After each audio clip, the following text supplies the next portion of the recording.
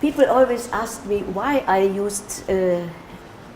did therapeutic work while using a psychoactive substance, whether this might not have disturbed the ongoing processes.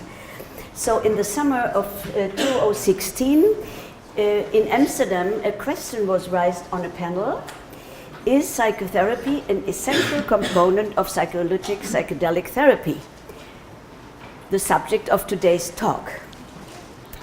So very shortly, to me, I use the expression psychedelic together as substance supported for the sake of simplicity. Very short to my person. For nearly 10 years, I have offered substance-supported psychotherapy illegally in a controlled setting. The ultimately applied setting developed during these years as part of a process supported by the feedback of my clients. The deepening processes demanded changes and initiated changes. And the setting was the introspective lying setting during ascent and the expression-oriented, process-oriented setting on the plateau phase and going into the descent phase. So with the processes deepening, we had to find new solutions for working, and so the neuroscientific findings and especially trauma research led to better understanding of the phenomena we could see on sessions, and so to adapted support. In the context of this, I refer mostly to the polyvagal theory of Stephen Porges, the trauma research by Bessel van der Kolk, this concept of somatic experience by Peter Levine, and the dissociation research, by Elliot Nijenhuis. So, to do something very small before, the primary object of all psychotherapy is to heal, to eliminate or restore symptoms, and to restore physical or psychic function again. And this is the same for the substance-supported therapy. For this therapy, in order to be effective, we really do need beforehand define the function of the dose of the substance, means the dose, the set, and naturally the setting, since the three interact, and determine the procedure and the process. Now first, very shortly, to dose. Is the function of the substance being applied to reduce or eliminate symptoms, to enhance therapy, as a way to recover or healing, or as a spiritual path? Secondly, set. Are we talking about a selected group of clients, like the seriously ill, the traumatized, the depressive? And third, to the setting. Is it about a scientific study or a therapy with an allowed number of sessions, or are we just doing it like me? Well, my reasons for using substances changed over time. Initially, I only wanted to enhance therapy, but gradually the substance turned into a matter for self-exploration. So the original question of the client, how do I solve the problem that brought me into this therapy, evolved to the substantial, existential question: who am I, where am I coming from, and where am I going to? My set, the clientele, was heterogeneous, from very normal people to the normal neurotics, to traumatized and epigenetically traumatized. The criteria for participation was their non-response to normal therapy, including the holotropic breathwork, and their urge to really want to know the reasons behind it to lead a better life. The number of sessions was, don't be astonished, 25 to 50 over a period of 2.5 to 5 years, naturally some a little less. The size of the group was 16 to 18 people. We worked during a weekend setting, and we had no limits as to time or studies. Now I will first talk about those substance-induced states that do not require therapeutic support. You all know it is in the nature of psychoactive substances to allow deep insights into oneself and into existence, or to induce spiritual experiences, mystical experience that lead to life-changing outcome. And independent of any therapeutic intervention, the intake can lead to corrective new experiences on a physical, on a psychic, and on a cognitive level. The two substances I refer to today, MDMA and LSD, the others do it the same way, show these effects both naturally differently. Provided a safe setting and sure without claim of completeness, we know to be healing, relaxation, awareness of your own body, freedom from anxiety, trusting oneself and others, empathic self-acceptance, the experience of being able to feel the feelings again, the experience of inner peace, the sense of connection, freedom from problems, at least for the moment, the state of love, which I define as peace and freedom from anxiety, the certainty about perceiving clearly and comprehending, the experience of the true self and being, the sense of being part of something greater, and last not least, the mystical experiences. Now, this is the one part without the therapeutic necessity. Secondly, now I will talk about the so-called common factors of efficiency in psychotherapy, according to Klaus Grave. These factors are accepted by nearly all therapeutical schools, and achieving the contents of these factors is acknowledged to be the precondition for successful psychotherapy. The substances activate and reinforce their criteria and thus prepare the ground for therapeutic work.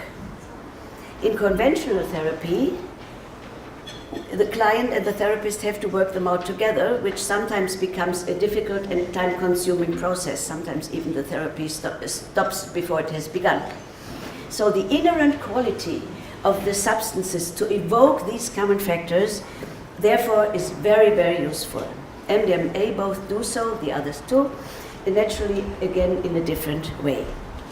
There is factor one. You probably are hopefully not bored by this.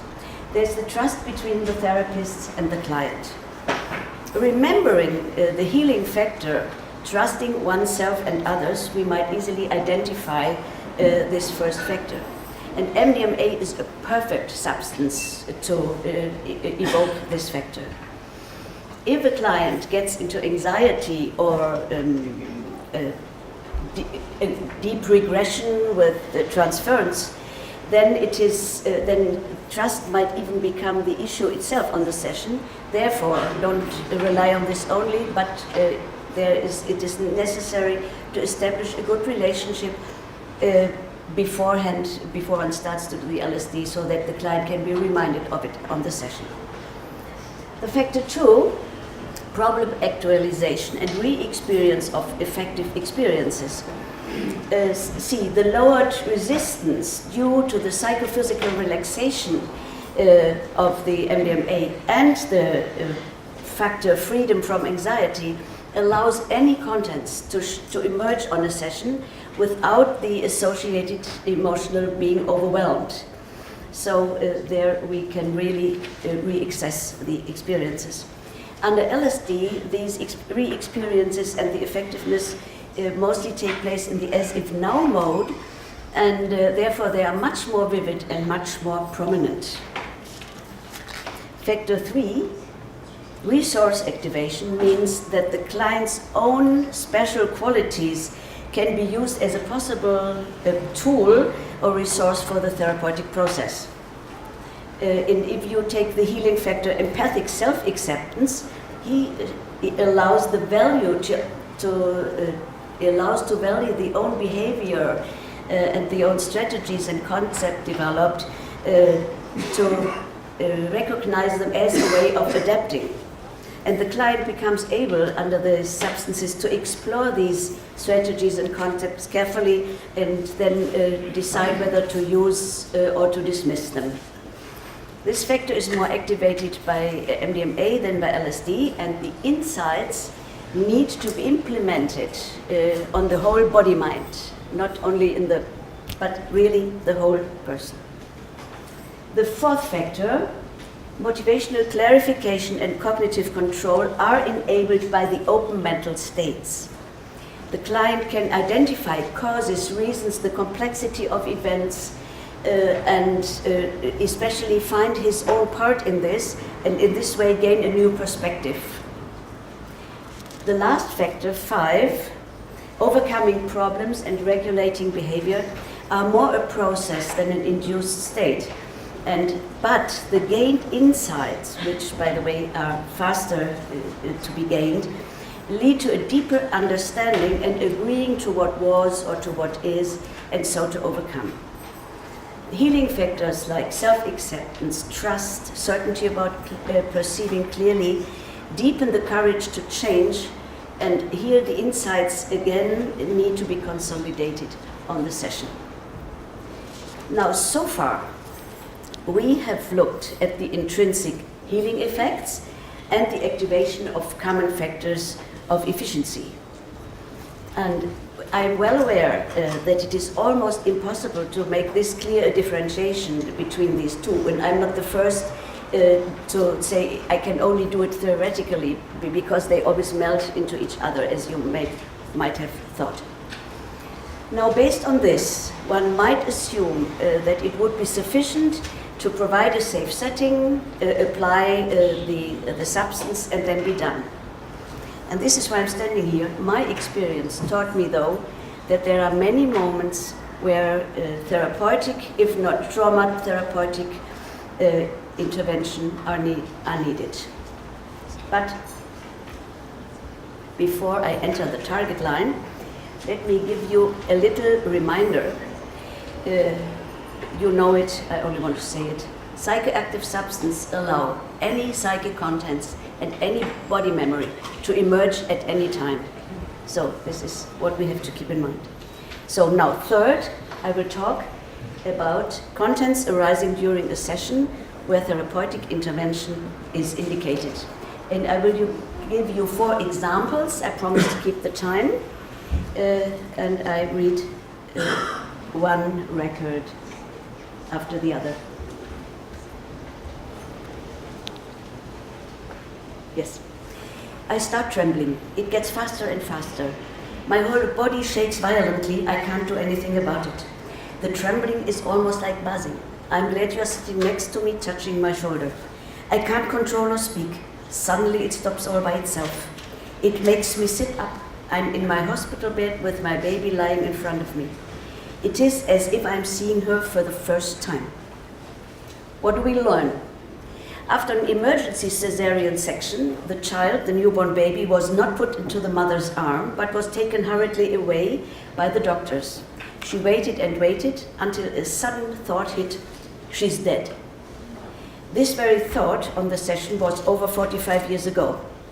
She recalls, I saw the environment as if a curtain was closing. Although lying, I saw roofs from above. The world became totally silent. From what she was told, she didn't recognize her husband for 2 days. Consciously, then, she recalls the very moment her daughter was lying in front of her. Now, looking from the somatic experience concept and the polyvagal theory, her stress level rose so high and so fast that she sort of skipped the motion phase in which she could have come, which would have induced fight, flight, defense, anger, panic, or tears. Her organism obviously perceived a life threat with no way out and switched directly to survival strategy, which is the immobilization, and this is characterized by freeze and dissociation. She actually described this moment of dissociation when her perception separated from the body. The trembling on the session was the mobilization of the stuck fear and danger energy in her body, dissolving this state of freeze, and in this moment the dissociation was dissolved too. Now the second record. A very experienced woman collapses on a medium dose of LSD. She feels numb, close to fainting, her breath is very low, she can't move, is entirely limp, she can't keep eye contact with me, her eyes always closed like this, and she doesn't feel anything, she won't accept water or anything glucoses, she feels sick, and in spite of the blanket she's freezing. So what do? I keep her in constant body contact, assuring her that she is safe and taken care of, and I breathe softly along with her, always talking a little bit to her, so that she keep her conscious. And after a while I ask her, because she has the self-reflecting eye still working, if I might work with her, and she agrees. So I know her story, so I pull her under the arms and move her from the place she is, and then I breathe into her nostrils a couple of times, and she revives from moment to moment. So what is the background of this? Her mother suffered from pregnancy diabetes, so she was hypoglycemic, obviously. Then she was very heavy, the birth took very long, she had to be taken out by a vacuum extractor, she was totally blue and needed artificial respiration. The LSD in the as if now mode brought her exactly to this life-threatening experience of her birth. And what we have to note for this, when experiences like these happen, the hippocampus doesn't work. So there is no possible cognitive memory of this event, but the whole event is stored in the body. So on the session, she actually showed all the signs of this life-threatening birth to her. And this is why it really worked, because she was now a little conscious, and we redid the birth, and her body remembered the life-saving breath, oxygen too, and thanks to God, I knew her story, so I had the fantastic idea of doing this. So she could store this in her cognitive memory and thus overcome this. Now let me go to the third record. I'm not feeling anything and I'm bored, says the client. And he had laid down there motionless for a couple of hours, and he was sure that I had given him the wrong dosage because he was very tall. And so I sit in front of him and I invite him that we breathe together, and then I start stroking him and I tell him to keep contact with my hands, to just focus on the place where my hand is, and so he finally got back a sensation of his body. Then I start looking into his eyes, I caress his face, I tell him how much I like him and so on. And after a while he starts sobbing. So then he is back with his emotions and his body feelings. And then what we have to do is to research where this state of being comes from, where it is in everyday life, how it is on the session. And he finds the origin of this state of being in his family of origin, which was pretty violent. Bessel van der Kolk, the trauma specialist, describes the ability to dissociate as a survival strategy in the context of persisting danger in order to adapt to the environment. We saw this on the session, and we then worked on how he felt when he was beaten up and the moment he dissociated and so on. The fourth record, on MDMA, a female enters a state of total anesthesia of body, feelings, and she reports a total contactlessness. She perceives the group like being far away, over there, the view is blurred. So, but she can sort of think where the link might be to this state, and she too ends up in her family of origin. So what do we know about her? She is a cuckoo child, was abused by her father sexually as a very young child, and had no support from her mother. Now, in this session, then, this very moment, we research, she talks about her self-perception. And we find everything like written in a book. She feels wrong, she feels not lovable, she feels no right to exist. And this not being present, being dissociated, allows her not to feel the feelings when something is triggering her, these feelings that she doesn't want to.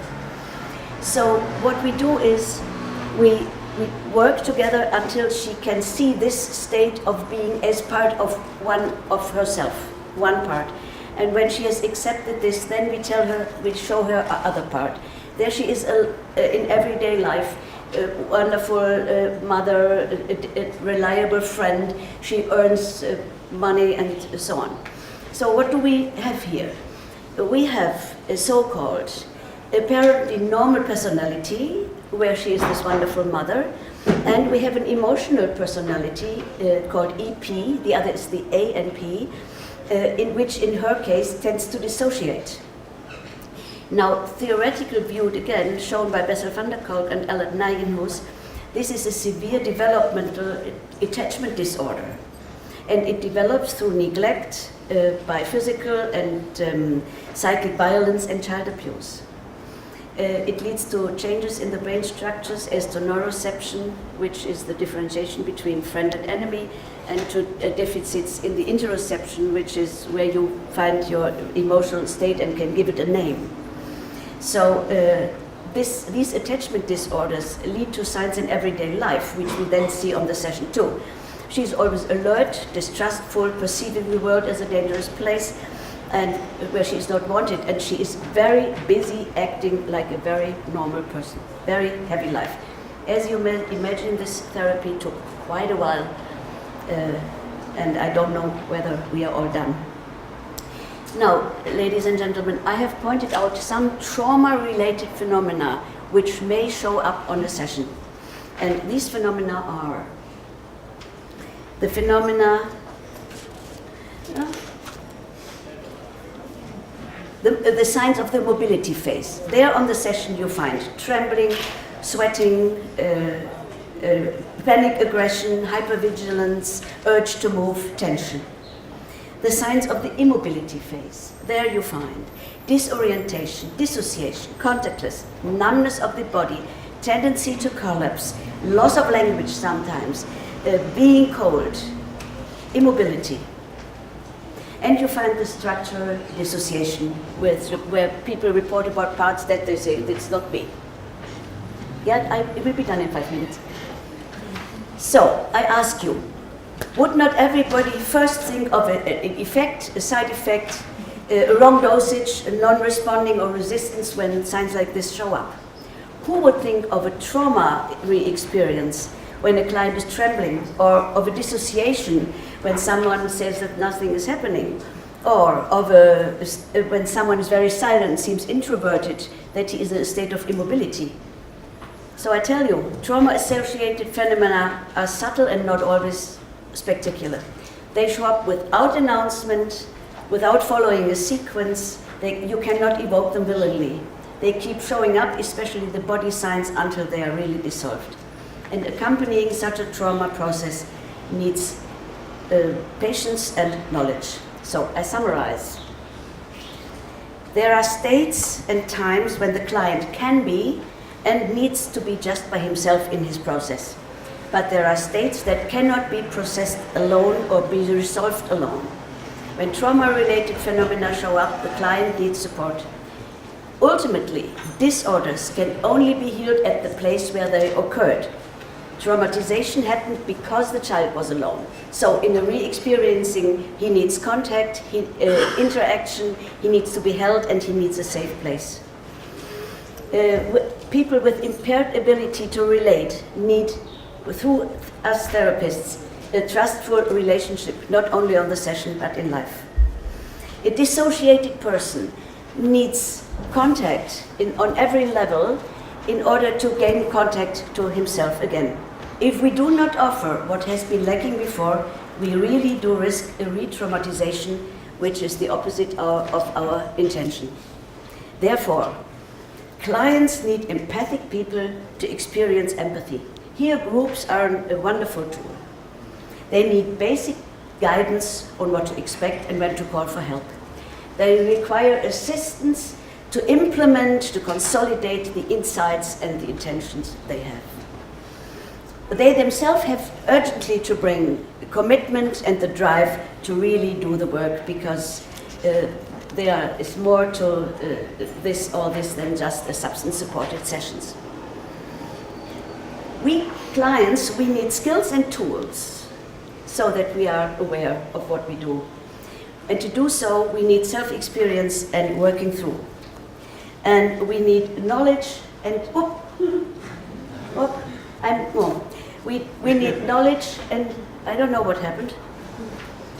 We need knowledge and training. Yeah, thank you. Yeah. So we need knowledge and training. And for all this, we need self-experience to have worked through our own traumata so that we can be of real help. We can encourage the clients in further activities. No, it's the wrong way around. No. In further activities such as yoga, mindfulness, practice regulation of the emotions. Our most important, something is going wrong, but I don't know, it's stuck. Yeah, our most important task though is to be an authentic counterpart to our clients. Substances are no replacement for therapists. We should want to be skilled servants to the substances, and we should want and should be skilled servants to our human fellows, which are our clients. Thank you so much.